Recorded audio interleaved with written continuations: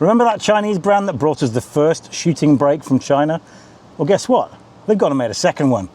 This is inside China Auto, and this is the Zeekr 007 GT.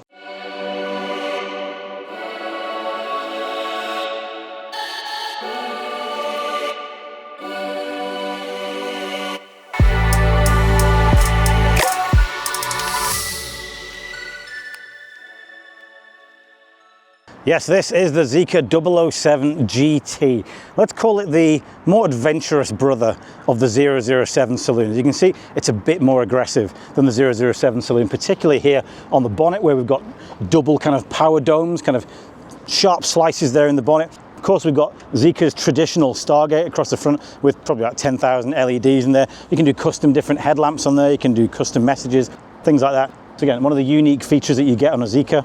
Down at the bottom, we've got an active grille because of course this is an aerodynamic focused car. And then we've got a different kind of bumper setup on this one because we've got these air outlets here on the side. So the 007 itself is more svelte, more kind of smooth and glides through the air. This one does look much more aggressive, particularly so when you come round to the side. Now, before I get onto the wheels, I should mention on the single motor version of this, you do get a 53 litre frunk.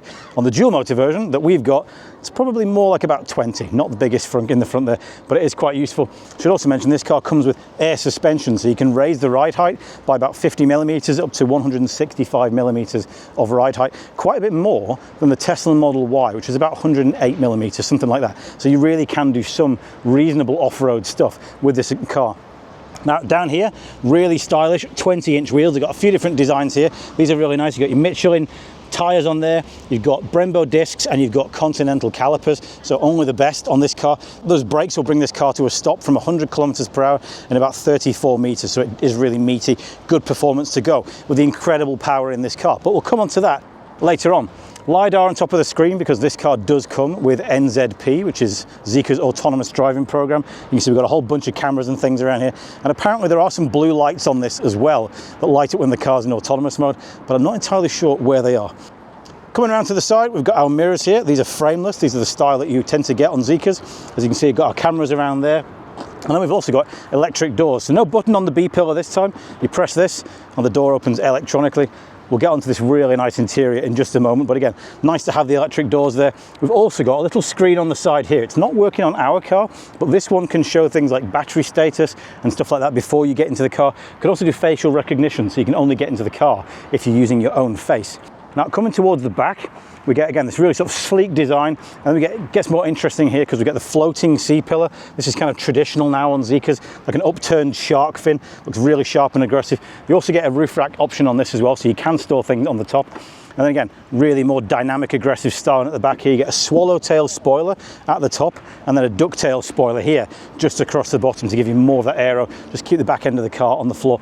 Really sleek lights all the way around the back there, light up Zeekr logo. You can also get an electronic tow ball on this as well that pops out underneath, so you can do your towing and caravans and stuff like that, the adventurous stuff that you might want to do with a shooting brake like this.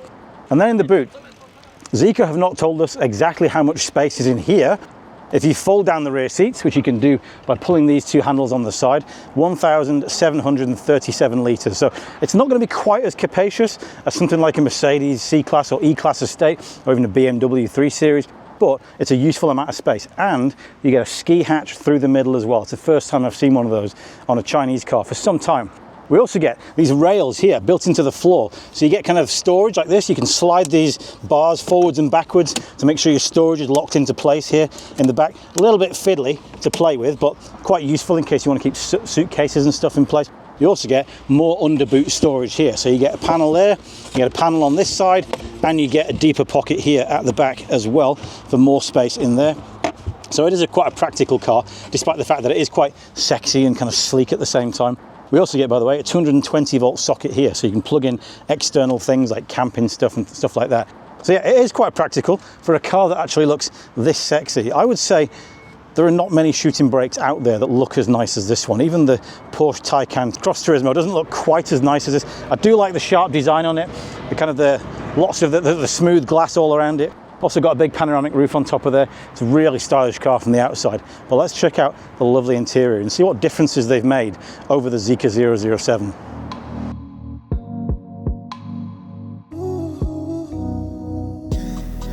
Now inside the 007 GT, we do get a few differences from the 007 saloon. We borrowed a few bits actually from the Zeekr 7X, such as the physical controls with a roller wheel under here. So you do get 5 physical controls. That's pretty much it, apart from the ones on your steering wheel and for your windows as well. But it is nice to have some on there. The biggest change though really here is the center console. You might remember the 007 wasn't that interesting to look at inside, especially considering how nice it looked outside. But this is much more interesting. We've got kind of a trapezoidal shape here. Feels much more aggressive. You can hold on to that so you can drive very quickly in this car. And this car is very fast, but I'll come on to that in the driving section. Inside here, we've got twin 50-watt wireless chargers, vented as well. A bit of extra storage down there and twin cup holders in the middle. We also get a deep storage area in the back and a 60-watt and 27-watt USB-C socket in the middle as well. Now, overall, this car is quite premium, a little bit different from the 007 in that they've been a bit more creative with their color schemes. So we've got the black, gold and white on ours. On other cars you can get red and black. The red and black interior is very nice. Red certainly is a sporty interior color. A lot of nice materials, so you get leather up there, soft materials there. Basically everything that's white is leather, and then you also get some suede on these seats as well as black leather, Monaco leather, so very, very soft and squidgy on here. It does feel very, very premium. These seats, by the way, 14-way adjustable, including 55mm of base cushion extension. Yes, exactly what we wanted. Heating, ventilation and massage functions as well, and memory functions. I always forget to say that, but a lot of people do ask me in the comments. Now, the one thing about this is the driving position isn't great. I would like to be a little bit lower in the car. It's not too bad. I just think there would be a little bit more flexibility. You do get some tilt angle adjustment, but maybe again, a little bit more would be nice in this car. Now, elsewhere, technology. In the middle, we've got a 15.4-inch screen. They haven't gone for the 16-inch screen from the 7X, but it does run on the 8295 Snapdragon processor, so it's super quick, as you can see, really fast refresh rate, lovely stuff on there. You can open your windows and do vents and open your boot and stuff, all via this 3D model here. You can adjust your air suspension, do different modes. So this front seat will do a single passenger bed mode. You can lie it totally flat, sleep on that side if you want to. It's a really good system, this, the Zeekr one. I won't go into too many details, but you get a toolbar down the left with quick access functions. You can customize that, and you get your toolbar across the bottom, which you can customize as well. Now, one thing, the glove box, as you can see, doesn't have a handle, so you have to go into the system here and do that. If you often open your glove box, you can save it to the left menu over there, but a reasonable sized glove box down there. As well as this screen here in the middle, we get, I believe it's something like a 13-inch screen here, the usual kind of arced shape you get in a Zeekr for your normal driving functions, and you get a really big augmented reality head-up display as well. They didn't tell us how big that is, but what it does do is give you the visualization of your ADAS, so all the cars around you, and it'll do your blind spot camera as well. So when you change your lanes and put your indicator on, it will show you what's coming from the camera under your mirror. So very useful. You don't have to look down here. You can look directly straight ahead, not like on a Tesla.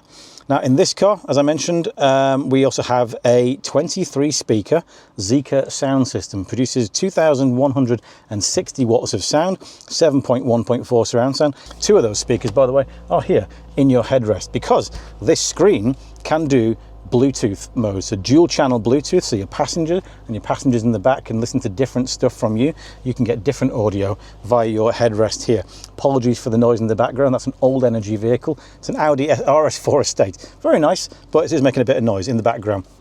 So yeah, lovely stuff. Microfiber in the roof lining here. Obviously electronic doors. They call this the Tosa, which apparently is the corner at the Imola race circuit. Doesn't really look like Tosa to me, but if you're a racing fan, you'll at least know what Tosa is.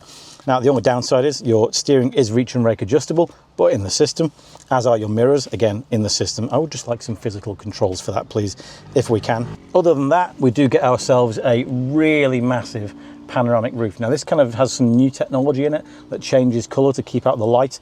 It's very, very blue at the moment because it's a super hot day. It says 30 degrees on our screen. That's a lot of light into the cabin, which is really very nice. So yeah, it's a lovely car. This feels much more aggressive and dynamic than the 007. It's also got this trendy little Zeekr tag over there made out of suede, but I like it. It looks good. The extra kind of materials and the difference in the colors really look very nice. And now let's check out the back seats. Here in the back of the 007 GT, I do have to say, very spacious, certainly more so than in the 007. As you can see, these seats are where I normally sit when I'm driving, so there's loads of knee room there, reasonable amount of footroom too, even though I've got big shoes on. The only downside is we do get a tunnel down the middle, a slight tunnel, which is a bit weird to have on an electric car, but there you go, small tunnel down there.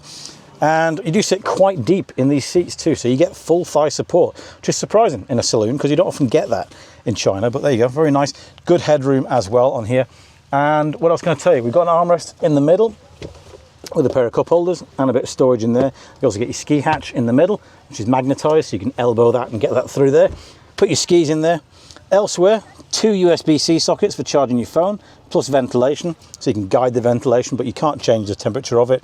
We also get pockets in the door, a little one on the back of the seat, and then an interesting innovation we haven't seen in a Zeekr before, which is this. It says Zeekr Magnetic Link. Now, you may remember our Xlantics ET video where they had magnetic features on the back of these seats. I believe we have the same thing here. So Zeekr are going to come up with some kind of magnetic device that will hold your tablets on there, and you should be able to connect them to all the screens in the car as well to make it one big 5-screen system. So here in the back, you can be entertained with your tablets in the back of the car. So that's very nice, but we don't have any demonstration models, so I can't show you those today, I'm afraid. Lots of light coming in from that panoramic roof there. Should also mention, we get electronic backrest adjustment as well, so I can change the angle and relax a little bit more. Loads of headroom, even with my head all the way back there. That's the extra benefit of this more practical body on here. We also, as I mentioned, get heating on these rear seats as well. And of course, because I'm a dad, we do get Isofix mountings down here. They're behind this Velcro pad, which is a little bit annoying, but they're very easy to get to once you pull that Velcro pad out the way. So yeah, in the back, super spacious. Let's take it for a drive.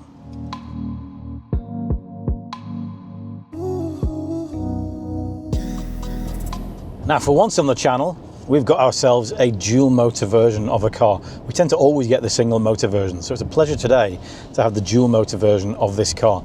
And while the 007 GT does a really good job of looking quick on the outside, it does an even better job of being really quick on the inside. This car comes with a 165 kilowatt motor on the front axle, 310 kilowatt motor on the rear axle, 710 Newton meters of torque in total, and accelerating from 50, it's absolutely brutal. 0 to 100 kilometers per hour in 2.95 seconds. No need for a Kung Fu edition here. This car will do it on the standard dual motor version, and it is brutal, brutal acceleration. The single motor version, by the way, comes with just the 310 kilowatt motor on the rear axle. That one will do 0 to 100 in 5.2 seconds. So not the fastest in the world, but pretty good for a single motor actually. Now, in terms of the overall sportiness of the driving, if you're looking for something quite as crisp and as flat as a BMW, you still won't find that in the Zeekr. Zeekr are one of the better Chinese brands at making a sporty car, but they do still tend to favour the comfort side a little bit, which is more prevalent in the home market. They might make it a little bit more aggressive as and when it goes abroad. A lot of brands are customising their cars for international markets. But yeah, not quite as crisp as a BMW. It does have, though, quite precise steering, not super heavy, even in sport mode, so it's certainly not quite as feelsome as a BMW, but very, very crisp. It's very enjoyable to drive on country roads and mountain roads like that. It's also got brilliant ride quality, even in sport mode. So I mentioned outside, we get air suspension on this car with CCD, which is continuous damping control, but Zeekr call it CCD for some reason. The ride quality is brilliant. Even if you're going over those big bumps where kind of you're separating a bridge from the road, you just don't feel it. We drove over some massive speed bumps at speed back there. Super comfortable in here. Actually, you don't even really need the comfort mode in the suspension. In sport mode, it's absolutely appropriate. It's enough. So it's really, really good. I'm just going to slow down for this guy who's reversing out of a driveway without looking. But yeah, really sublime ride quality. It's a lovely, lovely car to drive. And yeah, if you're kind of somewhere in that middle ground, you don't want something quite as focused or as aggressive as a BMW, you will really enjoy this. I would say it's probably more comparable to something like a Mercedes-Benz, which obviously tends to be a little bit less sporty than a BMW. So great ride quality, super fast acceleration. The batteries on this car, as ever with Zeekr, you get a choice of 2. The smaller battery, 75 kilowatt hour LFP battery developed by Zeekr themselves, the golden brick battery. Of course, up until recently, it was the fastest charging battery in the world, 10 to 80% in 10.5 minutes, and 5.5C basically in this car. The larger battery is the 100 kilowatt hour NMC battery from CATL, called the Kirin battery.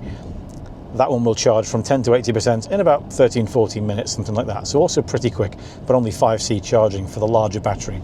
In the single motor version, you'll get 650 kilometers of range with the smaller Zeekr battery.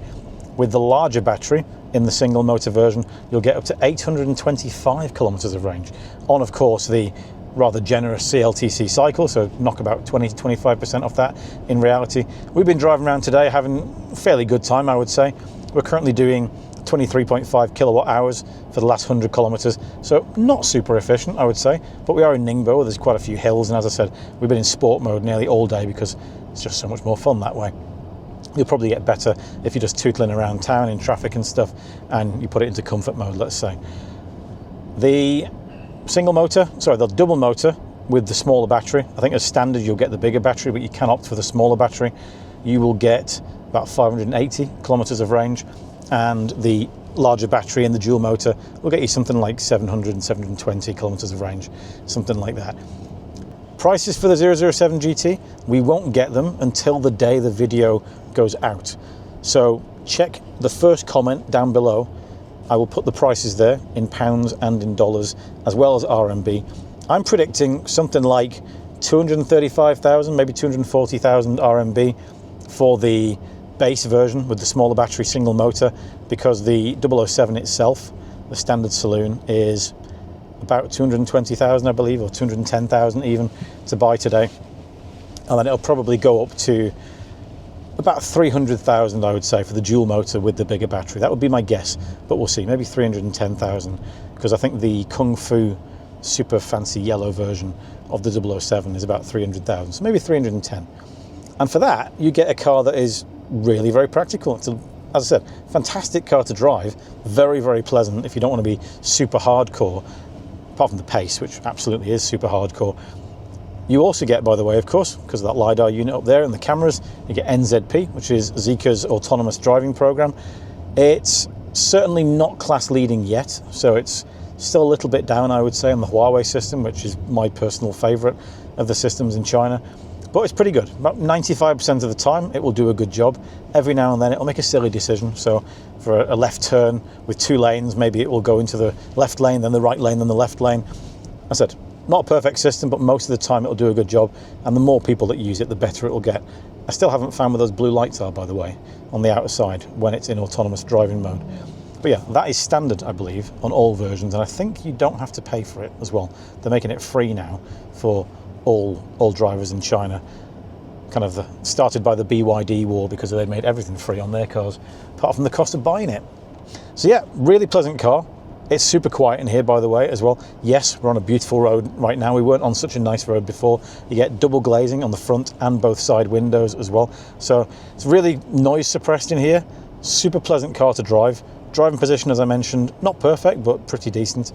And yeah, I mean, I would definitely have one of these. If I was looking for something that could carry my family and do more adventurous stuff, and I didn't want an SUV, which I don't, I think this would be a really good choice. With that 165mm ground clearance that you can have if you adjust the ride height of the suspension, it would be quite useful off-road, actually. But yeah, super ride quality, very fast, lovely. So that's it for our review of the Zeekr 007 GT. I'll be honest, I was quite skeptical what this would offer over the standard 007, but I have to say it's meaningfully better. It is more practical. Yes, not quite as practical as a proper estate, but I do think the rails in the boot are quite good. The ski hatch is quite useful too. It's a stunning looking car. I would say possibly even more attractive than the Zeekr 001. The question is, just how well will it do? Does it have a market here in China? The ET5T has done pretty well. The Zeekr 001 has done very well. So I think if they price it right, it could do better than the standard 007, which is only selling in menial numbers here in China. But I really like it. I love the way that it drives. It's super silky. It's rapidly fast, brutally fast. And yeah, I think we need more cars that look as sexy as this one. Thank you very much for watching. If you do, thank you for subscribing. If you like the video, give it a thumbs up so more people can see the great cars coming out of China. And as ever, we'll catch you next time.